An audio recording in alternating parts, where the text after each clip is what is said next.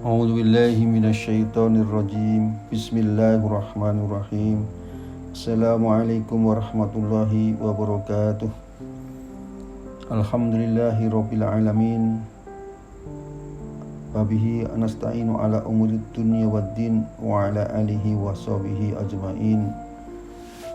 Ya Rabbi lakal hamdu kama yanbaghi li jalika wa zika wa adimi sultanik. Alhamdulillah, kita akan memasuki pembahasan tentang penaklukan dalam Islam sejak Rasulullah SAW sampai dengan zaman Turki Utsmani. Nabi Rasulullah SAW setelah diperintahkan oleh Allah untuk berdakwah secara terang-terangan, maka banyak gangguan yang muncul. Kemudian Rasulullah hijrah. Setelah hijrahnya kemudian beliau Rasulullah SAW bersama para sahabat mengalami atau menjalani berbagai peperangan, sehingga peperangan beliau ikuti mencapai 27 kali perang. Kita di sini tidak akan membahas semua perang yang diikuti Nabi, akan tetapi kita akan memilih beberapa perang yang memberikan pengaruh yang besar dalam perjalanan sejarah, yang mana ketika Nabi SAW melawan kekuatan kaum kafir, itu akan memberikan pengaruh berupa penaklukan.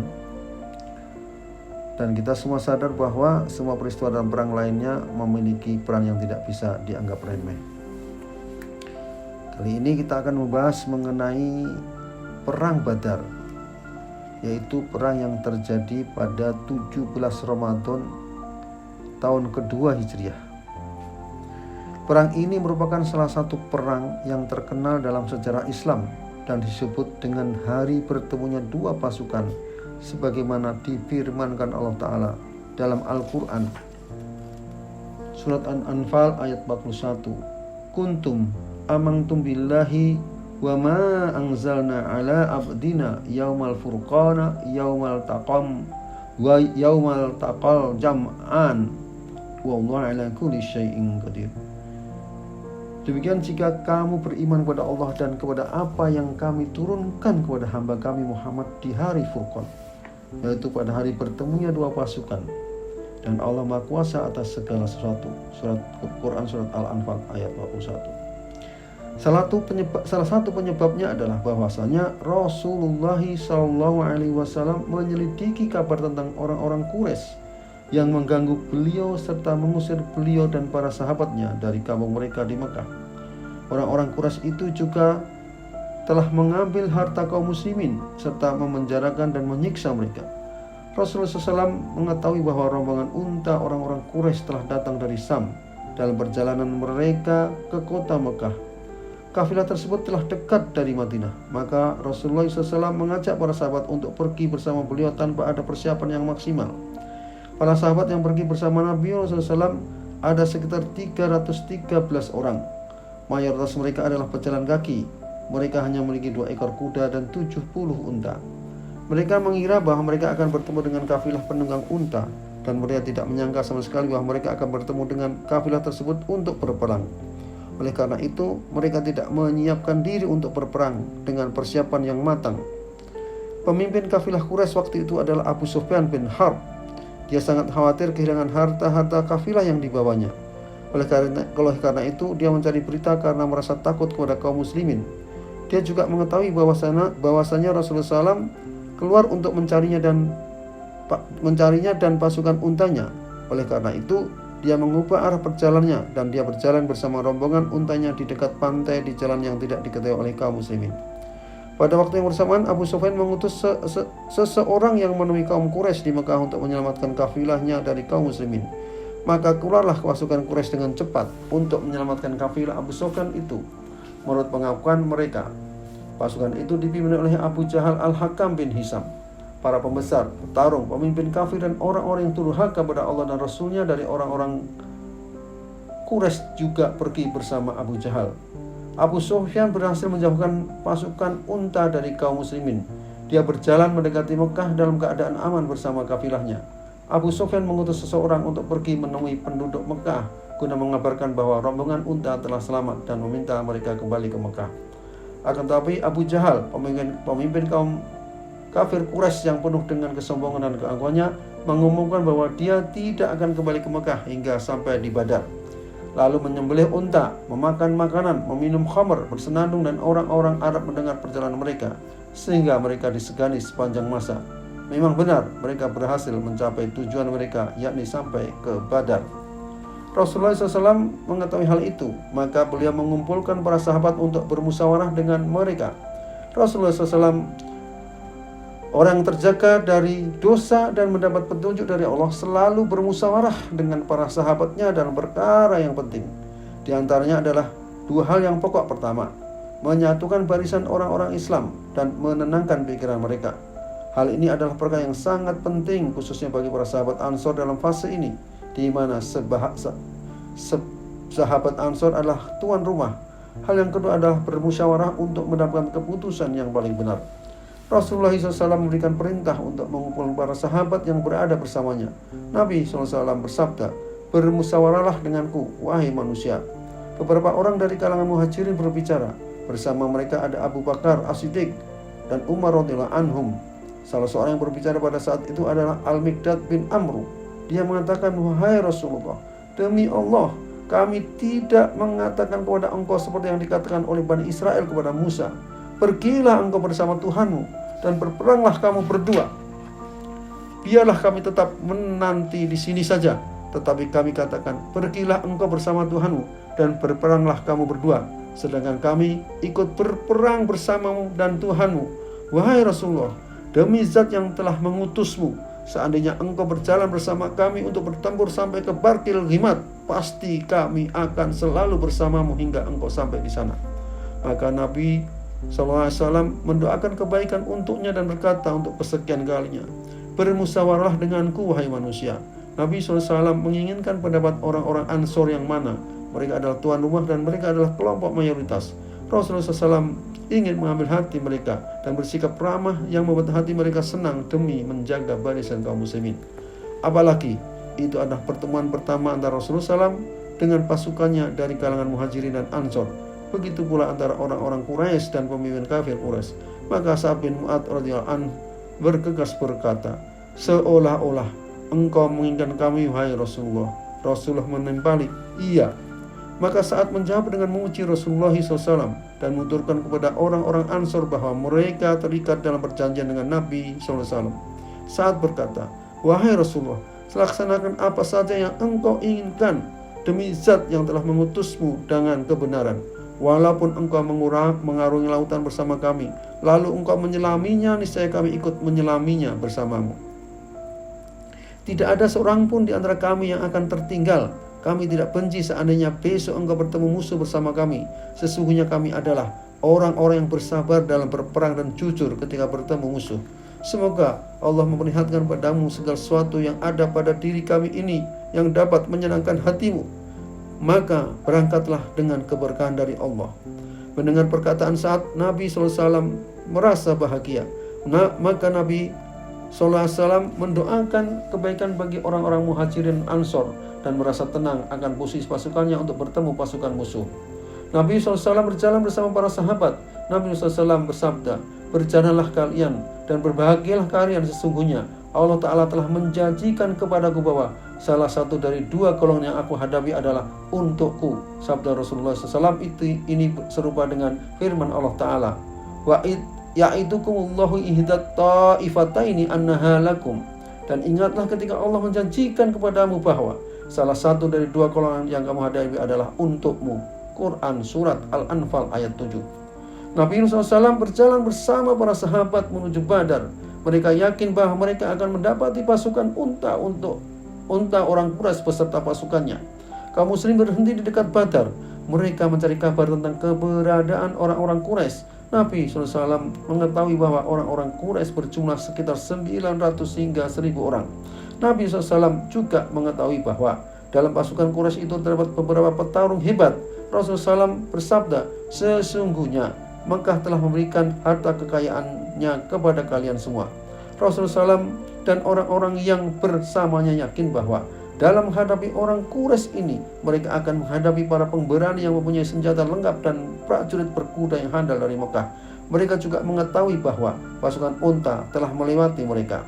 Hubab bin Al-Munzir radhiyallahu an pernah menemui Rasulullah SAW yang mana ketika itu kaum muslimin singgah di mata air yang dekat dengan Badar. Dia lalu mengutarakan sebuah pendapat yang lebih tepat kepada Rasulullah SAW sambil menjaga etika di hadapan beliau. Hubab mengatakan, wahai Rasulullah, apakah singgah di tempat ini merupakan wahyu yang diturunkan Allah Ta'ala kepadamu, atau ini adalah pendapatmu?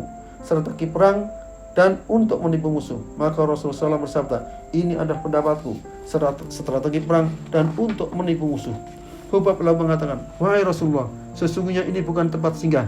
Sebaiknya engkau berangkat bersama orang-orang menuju tempat air yang terdekat dengan kaum itu, lalu engkau singgah di sana. Setelah itu kita bisa menyerang musuh dari tengah. Di tempat itu kita bisa membuat sebuah telaga, lalu kita isi dengan air sehingga kita bisa minum darinya, sedangkan musuh tidak bisa minum. Lalu Rasulullah SAW mendoakan kebaikan baginya dan bersabda, sungguh engkau telah mengutarakan pendapat yang benar. Sikap Rasulullah SAW dalam perang ini sebagai panglima perang mengisyaratkan pelajaran yang mulia bahwa seorang panglima hendaknya mendengarkan pendapat pasukannya untuk mengetahui strategi yang paling aman bagi mereka, melakukan usaha-usaha yang berkaitan dengan urusan duniawi dan materi disertai sikap tawakal kepada Allah Ta'ala adalah pondasi dari setiap perbuatan Rasulullah SAW ini. Rasulullah SAW memberitahukan kepada para sahabat jumlah pemimpin orang-orang musyrik Quraisy. Rasulullah SAW juga memberitahukan kepada para sahabat tempat-tempat mereka bertempur yang menambah keyakinan akan pertolongan Allah kepada mereka. Para sahabat mendirikan sebuah kemah untuk Rasulullah SAW, tempat beliau menghabiskan sebagian waktu untuk menyendiri, berdoa dan sholat. Meski demikian, Nabi SAW tetap berada di barisan depan pasukannya dalam berperang. Beliau SAW adalah orang yang paling berani di antara para pemberani. Orang-orang Quraisy tiba sebelum berperang. Ketika mereka tiba, Nabi SAW berdoa, ya Allah, ini adalah pasukan orang-orang Quraisy. Mereka datang dengan kebanggaan dan kesombongan mereka menentangmu dan mendustakan Rasulmu. Maka aku mohon pertolonganmu yang telah engkau janjikan. Ya Allah, kalahkan mereka esok hari. Sebagian orang Quraisy mencoba menghalangi kaumnya untuk berperang dan memujuk mereka untuk kembali ke Mekah. Namun Abu Jahal dan pemimpin orang-orang kafir lainnya mereka menggagalkan keinginan mereka itu dan memujuk orang-orang Quraisy untuk menentangnya dan tetap berperang melawan kaum muslimin. Hal itu terjadi karena Allah berkehendak melakukan suatu urusan yang harus dilaksanakan. Kaum muslimin semalaman berdoa kepada Allah Ta'ala dan merendahkan diri kepadanya untuk meminta pertolongan dan kemenangan atas para musuh. Maka Allah menurunkan ketenangan kepada mereka sehingga mereka merasa tenang dan mengantuk. Dalam hal ini Allah Ta'ala berfirman, ingatlah ketika Allah membuat kamu mengantuk untuk memberi ketenteraman darinya, dan Allah menurunkan air hujan dari langit kepadamu untuk menyucikan kamu dengan hujan itu, dan menghilangkan gangguan-gangguan setan dari dirimu, dan untuk menguatkan hatimu serta memperteguh telapak kakimu teguh dalam pendirian. Al-Anfal ayat 11. Pada malam itu Rasulullah SAW sholat dan menangis, merendahkan diri kepada Allah dan berdoa agar Allah memberikan pertolongan kepada kaum muslimin. Salah satu ucapan doa Nabi SAW adalah, ya Allah, aku memohon kepada engkau akan janji dan perjanjian engkau, ya Allah. Jika engkau berkehendak mengalahkan kaum muslimin, maka engkau tidak disembah lagi selamanya setelah hari ini. Mendengar hal itu, Abu Bakar As-Siddiq memegang tangan Nabi SAW dan berkata, cukuplah bagimu, hai Rasulullah, engkau telah berdoa bersungguh-sungguh kepada Tuhanmu. Setelah itu Nabi SAW keluar rumah mengenakan baju besinya serta seraya membaca firman Allah Ta'ala, golongan itu pasti akan dikalahkan dan mereka akan mundur ke belakang. Bahkan hari kiamat itulah hari yang dijanjikan kepada mereka, dan hari kiamat itu lebih dahsyat dan lebih pahit. Al-Qamar ayat 45 sampai dengan 46. Adapun orang-orang musyrik Quraisy, mereka menghabiskan malam dengan makan, minum khamar, menyanyikan lagu-lagu, dan mereka membakar kaumnya dengan kekuatan yang mereka miliki.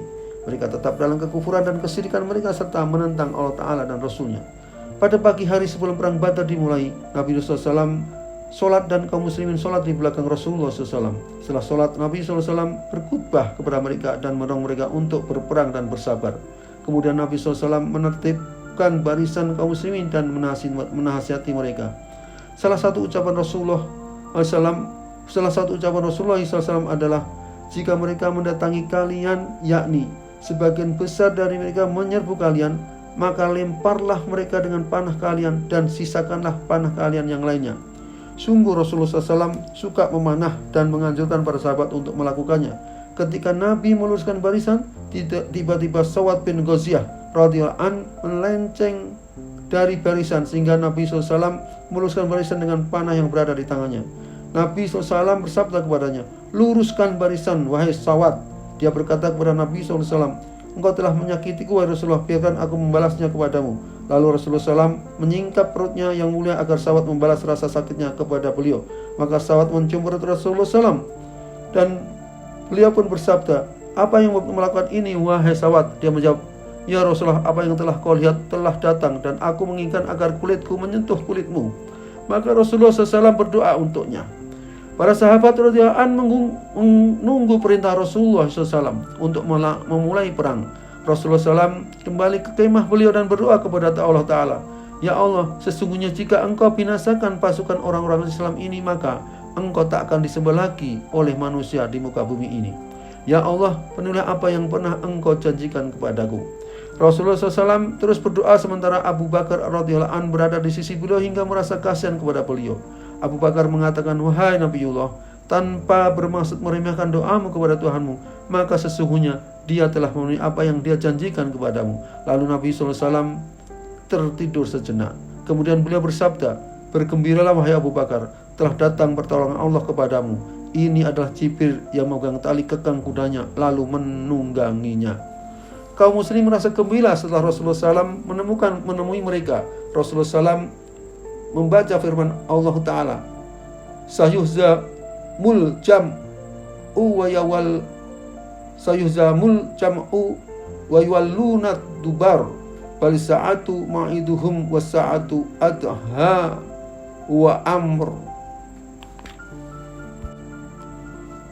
Golongan itu pasti akan dikalahkan dan mereka akan mundur ke belakang. Bahkan hari kiamat itulah hari yang dijanjikan kepada mereka, dan hari kiamat itu lebih dahsyat dan lebih pahit. Al-Qamar ayat 45-46. Rasulullah SAW mengajak para sahabat untuk berperang, mengingatkan mereka tentang surga yang telah dijanjikan, dan mereka bergembira tentang para malaikat yang turun untuk membantu mereka. Para sahabat itulah yang disebut dalam firman Allah Ta'ala, tastaghithuna rabbakum fastajaba lakum anni mumiddukum bi alfin minal malaikati murdifin. Ingat ketika kamu memohon pertolongan kepada Tuhanmu lalu diperkenankannya bagimu, sungguh aku akan mendatangkan bala bantuan kepadamu dengan 1000 malaikat yang datang berturut-turut. Al-Anfal ayat 9. Begitu pula dalam firman Allah Ta'ala, ingatlah ketika Tuhan mewahyukan kepada para malaikat, sungguh aku bersama kamu, maka teguhkanlah pendirian orang-orang yang telah beriman. Kelak akan aku berikan rasa ketakutan ke dalam hati orang-orang kafir, maka pukullah di atas leher mereka dan pukullah tiap-tiap ujung jari mereka. Al-Anfal ayat 12. Pada waktu yang sama, orang-orang Quraisy tengah menyusun barisan pasukannya dan telah siap untuk berperang. Salah seorang pasukan kaum Quraisy mencoba minum dari air sumur dan menyusup barisan kaum muslimin. Namun Hamzah bin Abdul Muthalib menghalanginya lalu membunuhnya. Selanjutnya, sebagaimana kebiasaan bangsa Arab sebelum berperang, para petarung dari dua kelompok harus bertanding dan beradu kekuatan dengan musuhnya. Di pihak kaum Quraisy ada 3 orang, yaitu Utbah bin Rabi'ah, sepupunya yang bernama Saibah, dan anak yang bernama Walid bin Utbah. Sementara itu dari tentara Islam yang maju adalah Auf bin Al-Haris, Mu'ad bin Hars, dan Abdullah bin Rawaha. Mereka bertiga adalah kaum Ansor, tetapi karena kesombongan kaum Quraisy merasakan bangsanya lebih baik, tidak mau menerima kaum Ansor, malah meminta Rasulullah mengeluarkan 3 orang petarung dari kaum Quraisy sendiri. Maka Rasulullah mengeluarkan Hamzah bin Abdul Muthalib, Ali bin Abi Thalib, dan Ubaidah bin Al-Haris, yang semuanya merupakan keluarga Nabi SAW. Perang tanding itu terakhir dengan terbunuhnya 3 orang musyrik, dan Ubaidah bin Al-Haris terluka hingga dia mati syahid. Kemudian kedua pasukan merapat dan mulai berperang. Rasulullah SAW mengambil tombak dan melemparkannya kepada kaum musyrikin dan bersabda, wajah-wajah itu telah memburuk. Pada saat itu turun firman Allah Ta'ala, wa ma ramaita id ramaita walakinallaha rama waliyal mu'minina minhu bala'an hasana innallaha sami'un alim. Dan bukan engkau yang melempar ketika engkau melempar, tetapi Allah yang melempar. Allah berbuat demikian untuk membinasakan mereka dan untuk memberi kemenangan kepada orang-orang mukmin dengan kemenangan yang baik. Sungguh Allah Maha mendengar, Maha mengetahui. Al-Anfal ayat 17. Perang berlangsung sengit antara kedua kelompok. Rasulullah SAW berada di barisan terdepan hingga para sahabat berkumpul bersama Nabi SAW. Sebagian besar para sahabat memiliki semangat kepahlawanan pada perang ini, dan jelaslah pertolongan bagi kaum muslimin. Rasulullah memberi semangat kepada tentaranya dengan sabdanya yang membawa maksud dan jaminan bahwa tentara Islam yang turut serta di perang Badar dijamin masuk surga. Mendengar ini, tentara Islam semakin berkobar-kobar semangatnya. Pada perang ini beberapa pembesarnya terbunuh seperti Abu Jahal, Utbah bin Rabi'ah, Umayyah bin Khalaf, dan orang-orang kafir lain yang berjumlah 70 orang. Mereka masih hidup lari dari medan perang dalam keadaan kalah dan tidak mendapatkan apa-apa dalam perang itu. Kaum muslimin bersama Rasulullah SAW menetap di Badar selama 3 hari 3 malam setelah pertempuran. Di sana mereka mengubur orang-orang mati syahid yang mencapai 14 orang. Adapun mayat orang-orang musyrik yang terbunuh dimasukkan ke dalam sumur Badar. Rasulullah SAW berdiri atas sumur. Dalam sebuah hadis diterangkan, hingga ketika sampai di tepi sumur itu, Rasulullah SAW memanggil mereka orang-orang kafir Quraisy yang terbunuh dalam perang Badar dengan nama-nama mereka dan nama bapak-bapak mereka. Wahai fulan bin fulan, wahai fulan bin fulan, apakah kalian senang jika dulunya kalian menaati Allah dan Rasulnya? Sungguh kami telah memperoleh apa yang dijanjikan Tuhan kepada kami itu benar. Apakah kamu telah memperoleh apa yang dijanjikan Tuhan kepadamu itu benar? Perawi mengatakan, Umar berkata, wahai Rasulullah, kenapa engkau berbicara dengan jasad yang sudah tidak ada lagi rohnya? Maka Rasulullah SAW bersabda, demi zat yang diriku dalam genggaman tangannya, kalian tidaklah lebih dapat mendengar daripada yang aku katakan dibandingkan mereka. Abu Qatadah mengatakan, Allah Ta'ala menghidupkan mereka hingga memperdengarkan kepada mereka ucapan beliau sebagai bentuk celaan dan makian yang mengakibatkan mereka sedih dan menyesal. Setelah itu Nabi SAW bersama para sahabat kembali ke Madinah dengan selamat dan membawa barang rampasan perang. Maka kaum muslimin menyambutnya di Madinah atas selamatnya Nabi SAW dan atas pertolongan yang jelas kepada kaum muslimin. Sebagian penduduk Madinah pada waktu itu marah atas kemenangan kaum Ansor. Mereka adalah Yahudi, orang-orang munafik, dan orang-orang musyrik yang tinggal di Madinah. Mereka tidak suka kaum muslimin mendapat kekuatan, kemuliaan, dan kemenangan. Sebagian ayat yang menjelaskan terjadi perang Badar ini diantaranya ialah Allah Ta'ala berfirman, sebagaimana Tuhan menyuruhmu pergi ke rumahmu dengan kebenaran, meskipun sesungguhnya sebagian orang-orang yang beriman itu tidak menyukainya. Mereka membantahmu tentang kebenaran setelah nyata bahwa mereka pasti menang. Seakan-akan mereka dihalau kepada kematian, sedang mereka melihat sebab kematian itu. Dan ingatlah ketika Allah menjanjikan kepadamu bahwa salah satu dari 2 golongan yang kamu hadapi adalah untukmu, sedang kamu menginginkan bahwa yang tidak mempunyai kekuatan senjata untukmu. Tetapi Allah hendak membenarkan yang benar dengan ayat-ayatnya dan memusnahkan orang-orang kafir sampai ke akar-akarnya, agar Allah memperkuat yang hak Islam dan menghilangkan yang batil syirik, walaupun orang-orang yang berdosa itu tidak menyukainya. Ingatlah ketika kamu memohon pertolongan kepada Tuhanmu, lalu diperkenankannya bagimu, sungguh aku akan mendatangkan bala bantuan kepadamu dengan 1000 malaikat yang datang berturut-turut, dan tidaklah Allah menjadikannya melainkan sebagai kabar gembira agar hatimu menjadi tentram karenanya. Dan kemenangan itu hanyalah di sisi Allah. Sungguh Allah Maha Perkasa, Maha Bijaksana. Ingatlah ketika Allah membuat kamu mengantuk untuk memberi ketentraman darinya, dan Allah menurunkan air hujan dari langit kepadamu untuk menyucikan kamu dengan hujan itu dan menghilangkan gangguan-gangguan setan dari dirimu, dan untuk menguatkan hatimu serta memperteguh telapak kakimu teguh berpendirian. Ingatlah ketika Tuhan mewahyukan kepada para malaikat, sesungguhnya aku bersama kamu, maka teguhkanlah pendirian orang-orang yang telah beriman. Kelak akan aku berikan rasa ketakutan ke dalam hati orang-orang kafir. Maka pukullah di atas leher mereka, dan pukullah tiap-tiap ujung jari mereka. Ketentuan yang demikian itu adalah karena sesungguhnya mereka menentang Allah dan Rasulnya, dan barang siapa menentang Allah dan Rasulnya, sungguh Allah sangat keras siksanya. Demikianlah hukuman dunia yang ditimpakan atasmu, maka rasakanlah hukuman itu. Sesungguhnya bagi orang-orang kafir itu adalah azab neraka.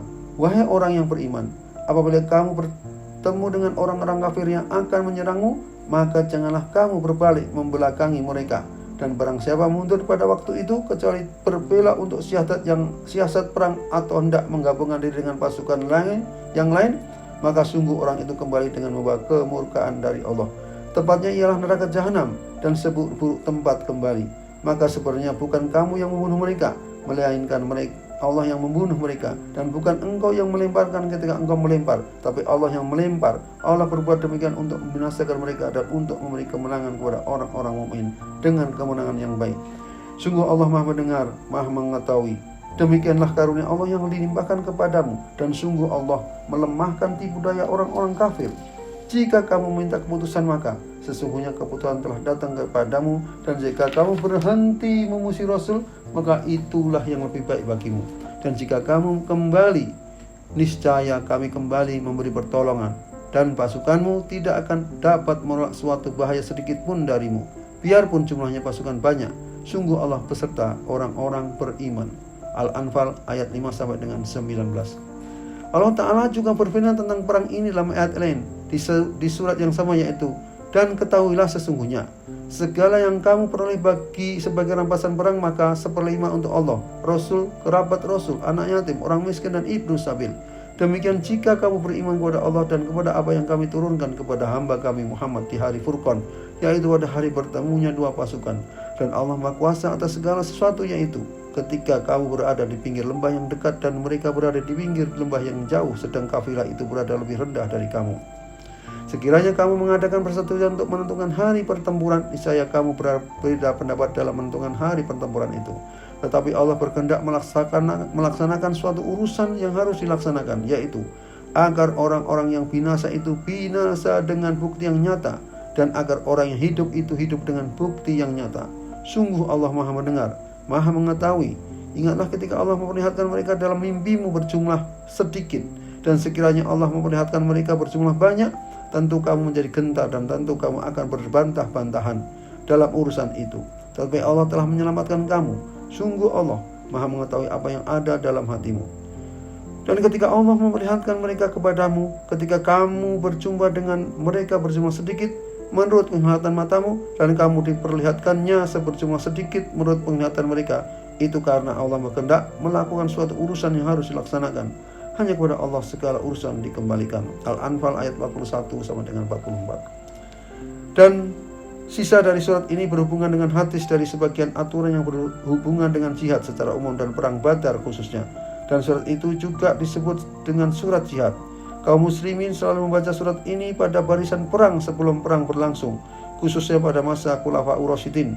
Pada masa itu, para khalifah menunjuk beberapa orang pembaca Al-Quran untuk membacanya, karena melihat pentingnya mempelajari dan membaca surat ini, yang mana di dalamnya terdapat penjelasan tentang jihad dan kaidah-kaidahnya. Perang Badar ini adalah perang pertama yang dimenangi kaum muslimin atas orang-orang musyrik Mekah. Orang-orang Arab telah menyebarluaskan berita ini, dan orang-orang mengetahui bahwa kaum muslimin telah memiliki kekuatan yang tiada taranya. Assalamualaikum warahmatullahi wabarakatuh.